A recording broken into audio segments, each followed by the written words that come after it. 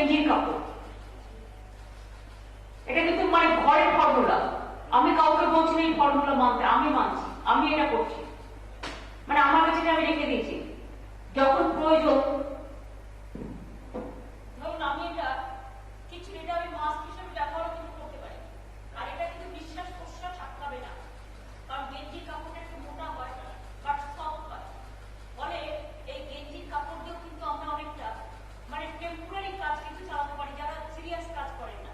তো এটাকে যদি আমি এরকম ভাবে বেরিয়ে করি, যখন আমার কাছে কিছু অ্যাভেলেবেল নেই, তখন আমি কি করবো? সুতরাং আমি এই গেঞ্জির কাপড়টা আমি মনে করি যাদের কাছে কিছু নেই বাড়িতে, তারা গেঞ্জি কাপড় ব্যবহার করতে পারে, অবশ্যই ডাক্তারদের জিজ্ঞেস করে নেবেন, কারণ আমি নকশি, আর এটা তো মেডিকেটেড নয় পায় না, আমি ডেটাল জল দিয়ে ধুয়ে নিয়েছি, আমি আমার সুপ্রিমের মতো স্যাফরন দিয়ে ধুয়ে নিয়েছি। হ্যাঁ এটাই হতো, আগেকার দিনে তো সবাই এটাই করতো, কিন্তু গেঞ্জির কাপড়টা একটু থিন আছে। আর দ্বিতীয় অ্যাডভান্টেজ হচ্ছে আই এম নট শিওর, আমি এখন বলছি আমি হেলথকে জিজ্ঞেস করবো, আই এম নট শিওর, আমি কাউকে ইউজ করতে বলছি না, আমি এটা করছি তার কারণ আমার মনে হয় অনেকে তো মাস্ক চাইছেন পাচ্ছেন না, ভাবছেন আমি কি করবো, কিছু না, ঘরোয়া ট্রিটমেন্ট, ঘরোয়া ভাবে।